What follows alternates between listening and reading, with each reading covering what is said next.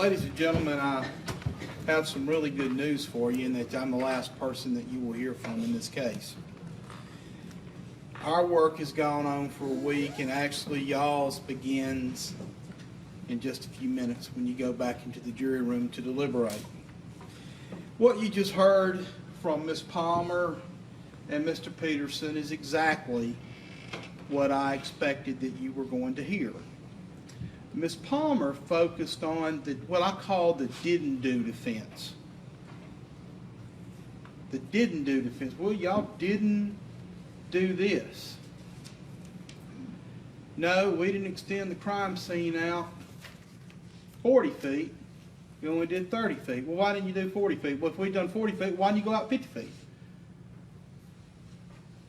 Trying to discredit law enforcement, in this case, in front of y'all. And some of the things that she was saying, I don't recall that the same way at all. It's up to you to remember the testimony.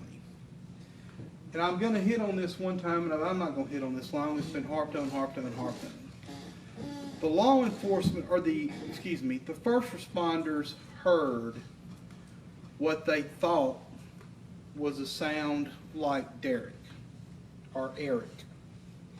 Y'all been to the scene without the fire trucks and with the fire trucks.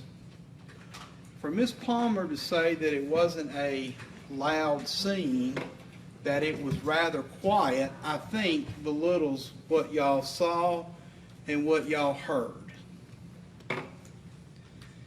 What we attempted to do was to give you an explanation of what the firefighters might have heard. You heard from Dr. Higdon, who explained to you, and the reason we put her on was to explain to you what was necessary to make an articulate sound. And all of the things that the first responders said that Jessica was doing supported what Dr. Higdon said, that you have to have air. Remember them saying she couldn't lay on her back because she couldn't breathe. We had to turn her on her side. That she wasn't able to make a clear breath because the next is the vocal cords. And you've seen the photograph of the vocal cords. They are burned. They have the redness. Furthermore, you have to have a tongue and a mouth to be able to make articulate sounds. You've got photographs of Jessica's tongue and mouth. They are burned horrifically. And then you heard Dr. Hickerson, a burn doctor who has been doing this for 40 years. He is a world-renowned burn doctor. And you heard him say, I can't remember how many thousands that he's treated, but the fact of the matter is, he said, look, and when Ms. Palmer was trying to get him to say, well, medical science is not exact, she was trying to somehow drive a wedge into what he was saying, and he was adamant, based on his 40 years of doing this and observing the horrific injuries that Jessica sustained. And if you'll remember what he said, she was exposed to the fire for 3 to 5 minutes. Now that doesn't seem like a long time, but I'll bet if we sat here and stopped everything for 3 to 5 minutes, it would be some of the 3 to 5 most uncomfortable minutes you've ever experienced, because it is a long time when you've got a fire all around you. He also told you about some marks that were under her breasts that appeared to be bruising unassociated with the fire. Y'all remember him saying that? And I'll get to those bruises in just a minute.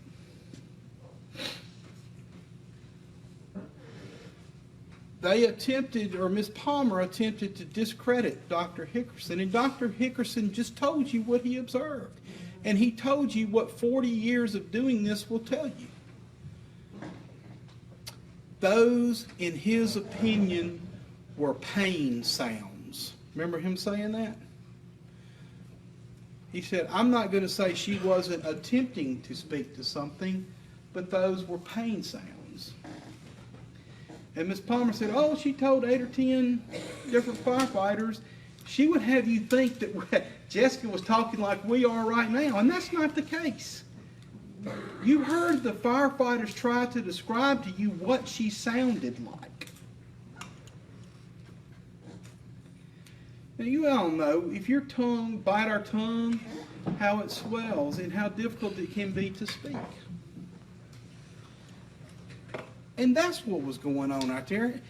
To have all of them line up and say, okay, who did this to you? Next. Who did this to you? Next. Who did this to you? Next. I submit, ladies and gentlemen, that as soon as Daniel Cole used the word Eric, that it began to spread. Does that make more common sense than people one after another, who are all right there together?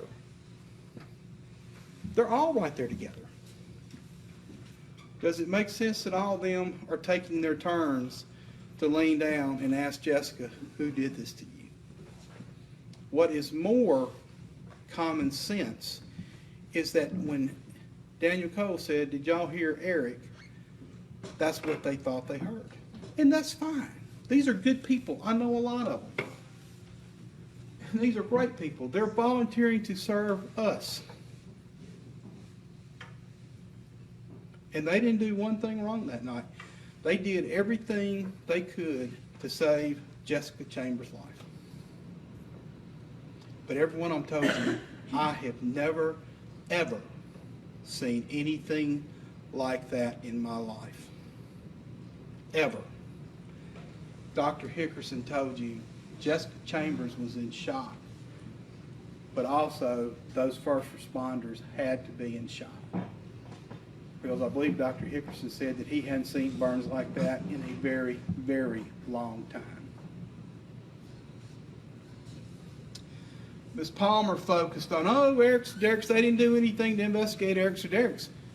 Their own witness told you we did. Their own witness said, yeah, Eric was my son, and they were wanting to talk to him because his name was Eric, and he was cleared. Boom, Mr.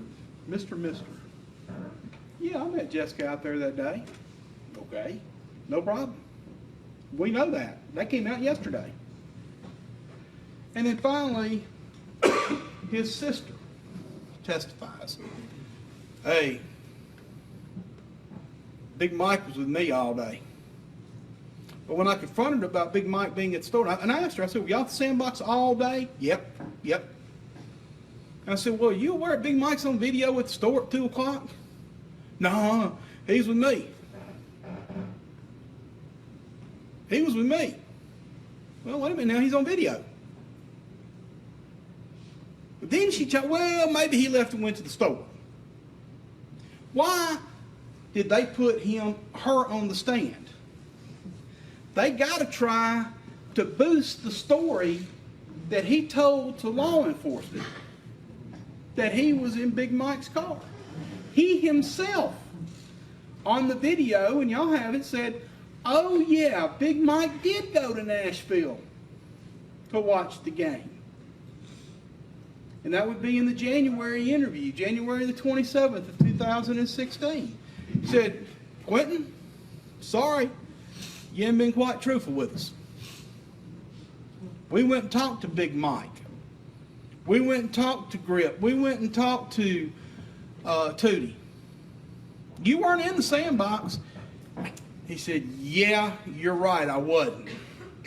You weren't with Big Mike like you told us before. Yeah, you're right, I wasn't.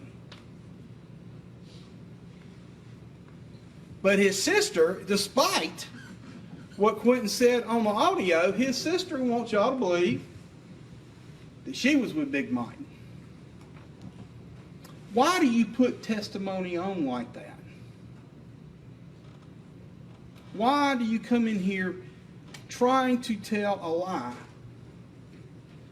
Because it's called, I got to deflect what the state's evidence is to try and get one of y'all to believe what I'm saying.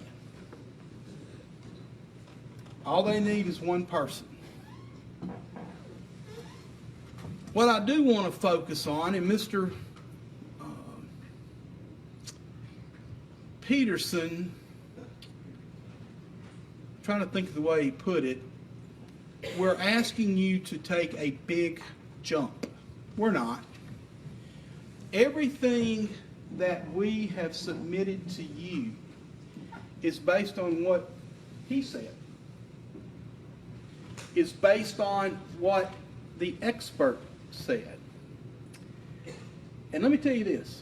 They have known for a very, very long time about what the experts were going to say. And you haven't heard a single bit of testimony from any other expert that discredits what Dr. Higdon said, that discredits what Dr. Hickerson said, and more importantly, what Paul Rowlett said. If they were so wrong as they would have you believe, you could have heard from an expert from them that says Paul Rowlett's wrong, Dr. Hickerson's wrong, Dr. Higdon's wrong, but you didn't hear it because there isn't one, because they are right. They are right. You haven't heard one scintilla of evidence that dispute other than what the attorneys say. Which, Mr. Peterson, you said you can't take that as evidence. But there hasn't been one single word of testimony discrediting Dr. Hickerson, discrediting Dr. Higdon, discrediting Paul Rowlett. Not one. And Mr. Peterson went through what the state has submitted happens in this case, and I agree with him 100%, except for the part that it is not a big jump. Quentin Tellis was interviewed 2 times, once 3 days after Jessica died, and once 11 days after Jessica died. The first interview, which would be the one most freshest in his memory, was, I didn't see her afternoon. Second interview, which is one I think is extremely important because I think that's where he began to tell law enforcement what exactly happened that night. He said that we had sex, and you got to believe him on that, despite all of the text messages where Jessica is basically telling him, no, I'm not going to have sex with you. Oh, Lord, I'm tired. Your mom is there. The various nice reasons that she was giving him, I'm not having sex with you. But you have to believe a man who has lied multiple times to law enforcement in order to believe that. But he tries to tell you that we had sex right where we walked to you next to his house. Remember that? When we walked down that little road? That's where he pointed out to Dustin Blunt 11 days after Jessica died, that's where we had sex. And then he said, Dustin said, well, how did you do it? She got over on top of me and laid the seat back. Okay? And then they walked over to the shed and Dustin was talking to him about his dirt bike, and Dustin told you, yeah, he went inside and showed me a can of gasoline. So let's go back to what the actual facts show. Paul Rowlett testified at beginning around 6:30. The dots are showing right where he pointed out to Dustin Blunt that they had had sex. Second of all, he pointed out that where the gas can was located, which is the exact same spot you see the car slowly pull into, and what we know was the substance on Jessica's bra found at the scene was what? Gasoline. He showed Dustin Blunt, and the thing about it is he said they leaned the seat back. What was the position of the seat when it was found that night? You've got multiple pictures of it. Just like he told Dustin Blunt, Jessica's seat was laid back in the passenger seat. You remember him telling Dustin that? Look at the photographs. It supports exactly what he said happened inside that car. There are three things. That's not made up. Those are things he said. Car, gas, where they had sex. The dots, not the green dots, but the dots that Paul put out there. So when they go and they want to have you say, oh, we decided to go back to Quentin Tellis. We just picked him out of 150 people we interviewed. No, we went back to the person who we found contradictory evidence from what he told us in his interviews. So if you think, and this is where you can apply common sense, as an investigator, and you find out or you believe that somebody has lied to you and you've got solid evidence sitting right there in front of you that he lied to you, wouldn't it make sense that you'd want to go back and talk to that person? I mean, isn't that common sense? Of course you would. And that's exactly what happened. And they want to say, oh, they harassed Quentin just like they harassed LaToya Taylor and they harassed Boone. Well, of 150 witnesses that we interviewed, and they've got them, they could only find 2 that felt like they were harassed. Come on, folks. You watch the interview and you tell me if Quentin Tellis was harassed. They treated him as nicely and as respectfully as could be. And they asked him to walk them through the day, which he did, which is the exact same story that he gave in his December interviews. Oh, we don't know. They're not recorded. Well, they're consistent because you heard it from his own mouth. And when they began to feed him some information, they said, well, wait a minute now. Your text messages, your phones are showing to be in the exact same place at the exact same time. Can you help us understand that? Can you explain that to us? And then he said, oh, yeah. I went up in Big Mike's truck and I met her and I sold her some weed. I remember she got, you see it on there, I remember she got tacos and a slushie. He was that precise. She got a slushie. So he had to change his story to conform to what evidence he was being shown. And he did that. So the interviews ended with us saying, okay, we're going to go back, we're going to talk to Big Mike and find out if that's who it was with. Doesn't that make sense? You hear his story, let's go back and check the story out, which was done. And Big Mike said, no, I was in Nashville, and that was checked out. You heard Travis Carr. But yet, the only evidence they have to try and do something with that.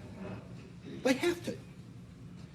And the best they can do is put his sister on the stand to say, oh, he was with me all day. And then we go back in January, and he's confronted again. Quentin, look, man, we got a problem. What you told us in November is not quite true. Big Mike said he was in Nashville. But it says, oh yeah, you're right. He was in Nashville. And then they said, well, we talked to Tootie and Grip. And they said you weren't in the sandbox. He said, yeah, you're right. I wasn't in the sandbox. Okay, now we're getting somewhere. Where were you? I was with Jessica. I was with Jessica. Yes, Jessica picked me up. Yes, we went to Batesville. Yes, we went back to my house. He would have you believe they were parked in the yard rather than the street next over. But the evidence shows that Uncle Sammy and Mama both left during that time frame. Uncle Sammy and Mama didn't come in here and say they were in the yard, which would have been the easiest thing to do. Yeah, they were in the yard. We saw them over there. But you didn't hear from them on that. Uncle Sammy and Mama didn't come in here and say, yeah, they were in my yard. And you saw the position of the place where he pointed out to the FBI is hard to see from where Mama and Uncle Sammy are. He says that Jessica left at 7 o'clock. There's absolutely no evidence. The first vehicle that leaves after Uncle Sammy is at 7:26. The exact same time that Jessica's phone begins to move. Remember Paul telling y'all that? So the video that you see on there with the car lights is supported by the fact that Jessica's phone is moving at the exact same time. Jessica's phone ends up on the scene at 7:30, 4 minutes. And there's been, you've driven the scene, 4 minutes is an easy drive from where Quentin was at his house to where the scene is. Easy drive. We know that Jessica's phone's been dead. We know that Quentin's phone's been dead. What does that tell you? If two of them are dead at the exact same time and he admits that he's with her, is that not evidence to support, yes, they are together?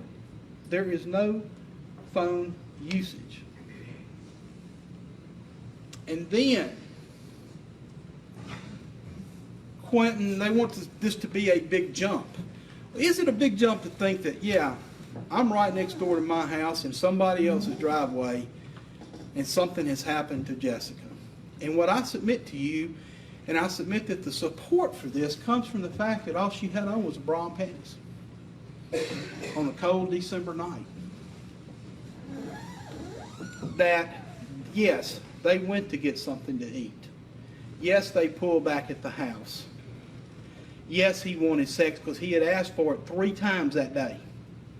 You'll see the text messages, or maybe it was 2. It was 2 or 3 times that day that he had asked for sex from Jessica. That something happened inside that car where Quentin Tellis incapacitated Jessica Chambers. And what went through his mind at that point was, I have got to get this car away from my house. Is it possible he thought he had killed her? I certainly think that. I certainly think that. Because he had to get the car away from his house. So what do we see? We see her end up 4 minutes later while the fire trucks are still on the scene. Now, is it plausible if he drives her car out to the scene on Heron Road, which, remember, he told investigators they went by that scene twice that afternoon or that morning. So it's not like he wasn't familiar with the area, because he told the investigators, yeah, we went by there twice. Is it inconceivable that he parks the car trying to hide it up into the trees and begins to leave? And as he's walking down the hill, and as you saw, it's not very far at all from where the car was parked to where the keys were found. Right directly across the street from Sherry McMurray's residence. Is that a coincidence? No, not at all. Paul Rowlett told you yesterday, it was almost like he saw her coming down the hill and just chunked the keys down so he wouldn't have them on him. He didn't know who that was coming down the hill. Dark, headlights coming towards it. Doesn't that make common sense? That he continues to walk up the hill. She gets the coats for the kids and leaves. And comes back down the hill and sees, and she testified she thought it was a relative of hers. And when he walks up to the car, she doesn't recognize him. I mean, it would have been easy enough for us to say, okay, Ms. McMurray wants you to go in and say, that was Quentin Tellis. That'd be easy, wouldn't it? We didn't do that. Ms. McMurray said, I can't identify him. I don't remember what he looked like. All I know is I picked up an individual who told me they needed to go to Julia Chambers, his aunt, to check on her because she had a fire. And I asked Carrie, Miss Chambers' daughter, do y'all have any male relatives that live on the west side of the railroad tracks? She said, yeah, we got one, but it's an old guy. Okay? And this golden old guy, he says, I need to go to my aunt's house. Well, my submission is to you, ladies and gentlemen, is he just identified himself at that point. He had just driven by that scene. I guess Mr. Peterson is saying that Quentin's not smart enough to come up with this stuff. But his mind is racing. He was smart enough to get the car away from his house because you see it move. Smart enough to try to park it up in the hidden area. Smart enough to take the keys with him. So why wouldn't he be smart enough to say, hey, I need to go up and check on my aunt because I just saw her house on fire and I just passed it not 3 or 4 minutes earlier. Does that make common sense? Yeah. She drives up the scene, pulls off on 51 and drops him off. But Carrie and Miss Chambers both told you that nobody ever came up there. And Quentin admitted that he walked to his sister's house to get her truck. What you have to decide is, did he walk from his house over to Ray Gann's, or did he walk from the mouth where Miss Sherry Flowers dropped him off to Ray Gann's house? And remember, we were all sitting there, and I saw some of you. You were looking straight over at Sherry's house when we were standing over at Otto Sanford at Ray Gann's house. You could see the house just right through the trees. Okay. All of these things fit in. That's not a jump. And then you see the vehicle at exactly 7:50 pull into the area where he had already pointed out was where the gas can was. I go back and say once again, what was the substance that burned Jessica Chambers in the car? Gasoline. Is that a big jump? No, not at all. And we know, because he admitted that that was him in the car going by at 8:04. Well, if the car leaves at 7:52 from the residence, 4 minutes to get to the scene, 7:56, a minute or two, or however long it takes to pour the gasoline and light it. At 8:04 is seen coming by the store, which he himself admitted that that was probably him. And what coincides that is that his phone is moving northbound to Batesville. And at 8:08, it transfers from the tower at Pope to the tower in Batesville. All that's confirmed not only by what you saw from Paul, but also what he said. And he changes clothes and he takes a bath. Wouldn't it make sense if he was taking a bath, if he had gasoline on him? If he had a gasoline smell on him? If he needed to change clothes? And he walks across the street to the store. And you see, as Jay said a minute ago, you see the guy in there waving his hands, telling what's going on. Jessica had just left the LZ. And what does he do? He looks around, goes to the door, and leaves. And never once does he call anybody to check on Jessica, the person he was with some hour and a half earlier. Never once does he text her. Never once does he check with anybody to see how she's doing. And then, as he told the FBI, I erased her from my life. He erased every contact that he had with Jessica Chambers. In 5 minutes, Mr. Chairman. Thank you, Your Honor. Why did he do that? I submit to you, Mr. Tellis is not dumb like his attorney would make you think he is. No, rather, he's a very smart individual. And he wanted to delete those text messages so that they could not be seen, that there would be no trace of Jessica Chambers being with him some hour before he's in the store. That's why you erase things, so people can't see them. I'm fixing to sit down, ladies and gentlemen, and your job begins. On December the 6th of 2014, Jessica Chambers was a daughter. Jessica Chambers was a sister. She was a niece. She was a friend. And she had friends that were black and white.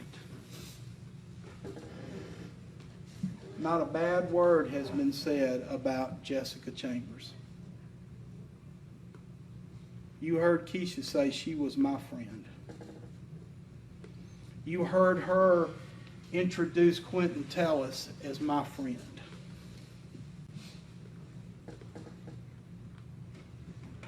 She didn't care who she hung out with.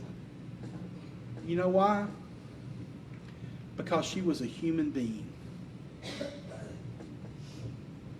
Jessica Chambers was a human being who loved all people.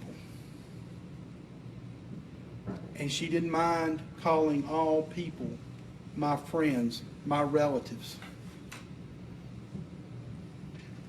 She had every single right to be on this earth today. To be the daughter. To be the sister. To be the niece. To be the friend. To all of her friends. And on that day, Quentin Tellis took that away from her.